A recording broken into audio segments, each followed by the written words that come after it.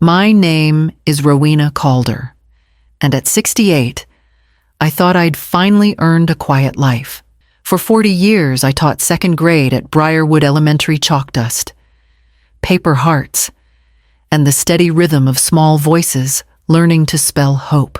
The day I retired, they gave me a gold pen and a framed photo of my class. I smiled for the camera, but inside I felt a tremor, an ache that comes when a door closes for good. The next morning, the world felt too still. The clock ticked louder. The air smelled faintly of erasers and coffee gone cold. I placed my classroom keys in a small velvet pouch, the same one I'd used to keep my wedding ring after my husband passed. One chapter of duty ended. Another of uncertainty began. Driving home through Savannah's oak-lined streets, I noticed the sunlight flickering through Spanish moss like threads of memory. My silver sedan hummed softly, steady as the life I'd built with my own 2 hands. That car had seen field trips, hospital runs, and Sunday drives to the church by the marsh. It wasn't just metal, it was movement, choice, proof I still belonged in the world. At 4 in the afternoon, a knock never came. My son, Niall, simply let himself in, his footsteps heavy and assured. He didn't sit. He didn't even look around at the house he'd grown up in. "Mom," he said, his tone practiced and reasonable. "I'm selling your car and your house. You don't need them anymore." I remember the way his eyes didn't waver, like he'd rehearsed every word in front of a mirror. For a second, the room tilted, then steadied again. I didn't argue. I didn't ask why. I just smiled. He mistook it for surrender. But that smile was a seam holding back a storm, stitched with years of patience and something older pride. Outside, the late sunlight stretched across the hood of my car, catching every trace of dust like gold powder. I watched it from the window as Niall left, briefcase in hand, unaware that the woman he thought he could manage had already decided her next move. And as the door closed, the house grew quiet enough to hear my heart begin to harden. I wasn't born brave. I just learned early that standing up doesn't always mean standing tall. Sometimes it means keeping your back straight while the world bends around you. For 40 years, my classroom was my kingdom. Tiny chairs, peeling posters, and the faint perfume of crayons and chalk. I could spot a lie faster than a spelling mistake and mend a broken heart with a sticker and a hug. Every child who walked through my door became mine. If only for a year. It wasn't a glamorous life, but it was honest, and that honesty became my armor. When Arthur, my husband, died in a car accident, Niall was 12. The night the officer knocked, I remember thinking not about death, but about how I'd afford his new shoes. Grief had no time slot between bus duty and lesson plans. So I got up the next morning, tied my hair back, and went to school. The children didn't notice the dark circles, but they hugged harder. My salary was barely $1,600 a month back then. I clipped coupons, sewed our clothes, and tutored on weekends. When Niall was accepted to college, I sold the only jewelry Arthur had ever given me, a small gold bracelet to cover the first semester's tuition. I told him the clasp had broken, and he believed me. Maybe that was my first mistake, making sacrifice look so easy. The house on Whitaker Street came later, bought with 20 years of savings and a modest pension plan. Every nail and paint stroke carried my fingerprints. It wasn't wealth. It was proof that I'd made something solid after so much loss. The silver sedan came after, used, dependable, and mine alone. Back then, my next-door neighbor Alden Kerr would bring me coffee in the mornings, both of us too polite to call it loneliness. He was retired Navy, half-deaf, and full of small wisdoms he treated like commandments. One morning, as we painted our porch rails, he said it like a fact, not advice. Kindness without boundaries becomes surrender. Rowena, remember that. I laughed at the time, thinking I'd never need the lesson. But as the years passed, and as Niall's shadow grew taller than my own, I began to understand what Alden had really meant. It started small, the way erosion always does. A few gentle words disguised as help. A few let me handle that. Mom moments that sounded harmless enough. Niall began stopping by on Sundays, laptop in hand, calling it financial housekeeping. At first, I was touched. He'd sit at my kitchen table, where I once cut his sandwiches into triangles, and scroll through my bills as if he were studying for an exam. "You shouldn't worry about these utilities," he'd say, fingers quick across the keys. "Automatic payments make life easier." I let him, because mothers do. We mistake involvement for affection, but the tone started changing. One afternoon, while I was sorting through old lesson plans, he hovered behind me. "You sure you paid the property tax this year?" His voice was light, but his eyes weren't. I told him yes. He smiled polite, practiced and said, "Good. Just making sure." Memory slips at this age. I laughed it off, but something in my chest tightened. A week later, he brought a friend, Martin, a financial advisor who spoke in polished phrases and fake warmth. They sat in my living room like polite burglars. Martin tapped the arm of my chair and said, "Mrs. Calder? This home is beautiful, but honestly, it's idle capital. You could move somewhere smaller, free up funds for care down the road." "Care," I repeated. "Well," he said with that patronizing chuckle, "none of us stay sharp forever." Neil didn't correct him. 2 Sundays later, he took me to brunch at a restaurant near Forsyth Park. I was telling the waiter about the magnolias blooming early this year when Niall interrupted gently. "Mom, that was last spring. Remember?" He smiled as if he were rescuing me from embarrassment.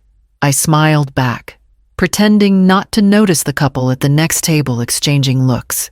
That night, I found an envelope in my mailbox with a law firm's letterhead. Inside was a brochure about estate simplification for aging parents. My name was printed on the top line. I sat at my kitchen table until the coffee went cold. There was no anger yet, just the slow awareness that concern had started wearing another face, one that looked uncomfortably like control. When I think of the few people who ever saw me clearly, Alden Kerr always comes first. He moved next door the same year Arthur died. A widower himself with a voice like gravel and a mind sharp enough to cut through fog. He used to wave from his porch every morning, coffee mug raised, as if we were old friends in on the same secret that loneliness was easier to bear when someone else recognized it. Our friendship formed in the quiet spaces between chores. We'd sip tea on my back steps and talk about nothing that mattered, but everything that did: how to fix a leaky faucet, when to plant tomatoes, why people confuse kindness with permission. Alden had the sort of steadiness I mistook for simplicity until he said things that stayed lodged in my mind for years. One afternoon, after I'd spent an hour venting about a parent who accused me of favoring her child, he leaned forward and said, "You've got a good heart, Rowena, but you don't always guard it. Keep one ace. Use it when someone tries to steal your dignity." I thought he meant a metaphor, maybe pride, maybe prayer. I didn't realize until after his funeral that he'd meant something else entirely. When his lawyer called 6 months later, I nearly dropped the phone. Alden had left me a small house in Bluffton, fully paid, worth more than I could imagine, and $40,000 in a savings account under my name. The letter that came with it was written in his neat block handwriting. "This isn't charity. It's insurance for the day you'll need to remind the world who you are." I told no one, not even Niall, especially not Niall. The secret became a small, quiet promise I carried under every ordinary day, proof that not everything I owned could be taken. Now, years later, as I watched the shadows stretch long across my living room, Alden's words returned with new weight. I drove to Miles Hart's office, the lawyer who once helped Alden draft his will. Together, we prepared papers for a Kerr-Calder Educational Trust. Leaving the signature line blank for now, it felt like slipping a card back up my sleeve, one ace no one else would ever see coming. Niall called it a casual lunch. I should have known better.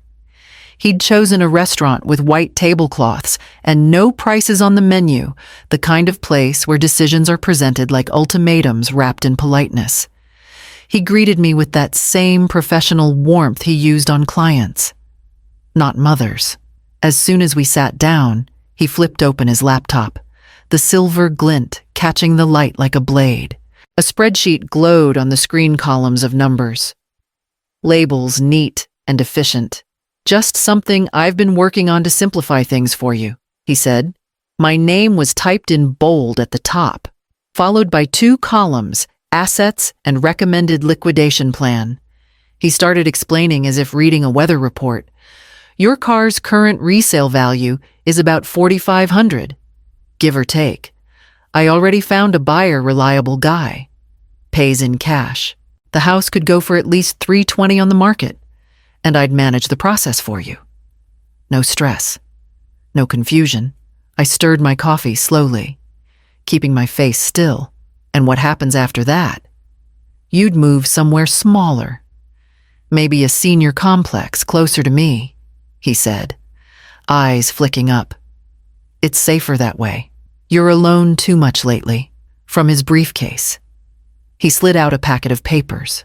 On the top page, durable power of attorney. It's just for your safety, he said, softening his tone. If anything happens, I can handle your accounts. It's the responsible thing. I trace the edge of the form with my fingertip, as if reading Braille. When do you plan to meet this car buyer? Tomorrow morning, 10 o'clock. I nodded, folded the papers carefully, and placed them back in his briefcase. You've always been efficient. Niall, he smiled, relieved, mistaking compliance for gratitude. We finished lunch with polite conversation about the weather. When he hugged me goodbye, I caught the faint smell of ambition, something sterile and cold, like new money. That night, I took Alden Kerr's letter from its envelope, the paper soft at the creases from years of being unfolded. Under the lamplight, his words seemed to glow. Keep one ace. Use it when someone tries to steal your dignity. I read it twice, then whispered, time to play my card. The first light of dawn stretched thin over Savannah, brushing the Spanish moss in gold. I'd barely slept, but my mind was steady, too steady. By 7, I was dressed. Coffee cooling on the counter, Alden's letter tucked into my purse like a compass. At 7:30, Leora Benet arrived, her old sedan rattling like a kettle about to boil over. She stepped out with dark circles under her eyes and a sweater a size too thin for the chill. I'd taught her 25 years ago, back when she was the quiet girl who stayed after class to help clean chalk dust off the boards. Now she was 38, a single mother to a boy named Theo, born with cerebral palsy, and a smile that could melt granite.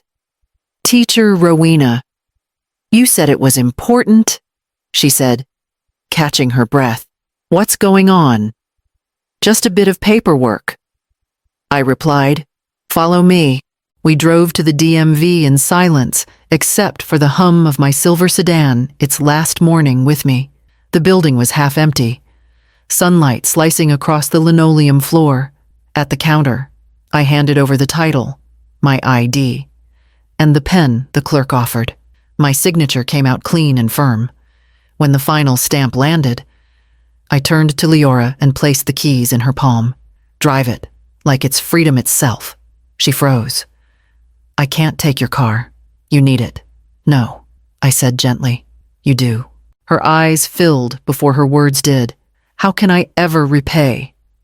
Just pay it forward, I said. When you can? She hugged me with both arms. The kind of hug that shakes you loose from everything heavy. I watched her drive away, the car catching the sun as if it were newly born.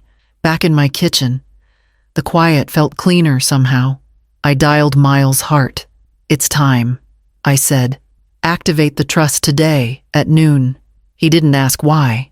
He'd seen this kind of resolve before, the kind that comes from a woman finally putting her own hand back on the wheel. By 2 o'clock, the sun had turned sharp and white, beating down on the driveway like it meant to expose everything that had ever been hidden. I was standing at the kitchen window when I saw Niall's black SUV pull up, followed by a dented pickup truck. A man in a ball cap stepped out, glancing around like he expected an easy sail. Niall didn't knock. He never did.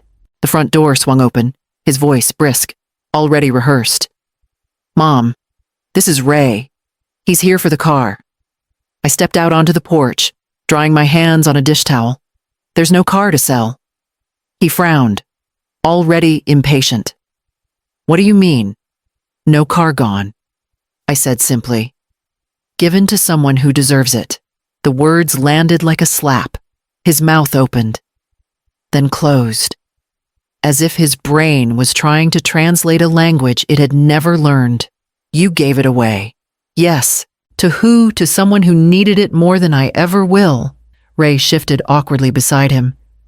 "If there's no car, ma'am, I'll head out." He muttered an apology and climbed back into his truck, engine sputtering as he backed down the drive. Niall turned on me, his face tight, eyes flashing in that mix of anger and disbelief that comes from realizing control has slipped through your fingers. "You've lost it. Mom, do you even understand what you've done? You can't just—" "I can," I said, and I did. He was shaking his head when I pulled the folded paper from my pocket, a stamped recorder's receipt, still warm from the morning's transaction. I handed it to him. "What's this proof?" I said. "That the house is now part of the Kerr-Calder Educational Trust. You can't sell what isn't mine anymore." He stared at the document, reading, rereading, his face paling as the truth sank in. "You transferred the deed." "Yes. This home now belongs to a cause, not a convenience." He stood there, speechless for once. The illusion his quiet campaign of control crumbled in the air between us when he finally turned to leave. His voice was smaller, almost lost. "I don't even know who you are anymore." I locked the gate behind him. The wind lifted the new no trespassing sign, and for the first time in years, the sound felt like freedom. Night fell quietly, as if the whole neighborhood held its breath. The porch light burned low, moths circling it like tiny ghosts. I was sitting at the dining table, a single lamp casting a soft pool of light over the manila envelope in front of me. Inside lay everything Alden Kerr's letter, the property deed, and the trust papers that had rewritten the story of my life. At 8:30, I heard the gravel crunch outside. This time, Niall knocked. The sound was hesitant, unfamiliar. I opened the door to find him standing there, alone, shoulders sagged as if the air had drained out of him. His voice was hoarse. "Can I come in?" I nodded and led him to the table. He didn't sit until I gestured for him to. For a moment, neither of us spoke. The silence wasn't hostile anymore. It was heavy. Yes, but it was honest. "What's that?" he asked finally, pointing at the envelope. "Your inheritance?" I said. "Or what's left of it." His brow furrowed as I slid the papers across the table. The first document, Alden Kerr's will, spelled out the gift that had saved me all those years ago, the Bluffton property. The savings. The letter of intent. The next was my original will, where every cent had gone to him. His eyes lingered on his own name, printed bold and unchallenged. Then I placed the new document on top the updated trust. He read in silence, lips moving faintly. 30%, he murmured. "Conditional. It's not punishment. I said. It's a mirror. You need to see who you've become before you decide who you'll be. His breath caught. The first tear slid down without sound. Mom, I thought I was helping you. I thought I know what you thought, I interrupted gently. But control isn't care. You can't love someone by deciding for them. He pressed his palms to his eyes. I ruined everything. I reached across the table and laid my hand over his. No, Niall, you cracked it, but cracks can be mended. I forgive you. But trust has to earn its way back. He nodded, trembling. I rose, poured tea into 2 cups, and set one before him. We sat there without speaking, the air warm, the silence finally soft. Spring in Savannah comes softly, like forgiveness that doesn't need to be spoken. The air carried the scent of wisteria, and the garden had started to bloom again after its winter silence. From my porch, I watched as a small moving truck eased into the driveway of the Bluffton house, now officially part of the Kerr-Calder Educational Trust. A young couple stepped out, a teacher and a nurse, both smiling, both holding hands as they looked at the little house that would now give them the chance I was once given. Behind them, Leora's familiar silver sedan rolled by. She slowed, honked once, and waved through the open window. Theo's laughter spilled into the wind.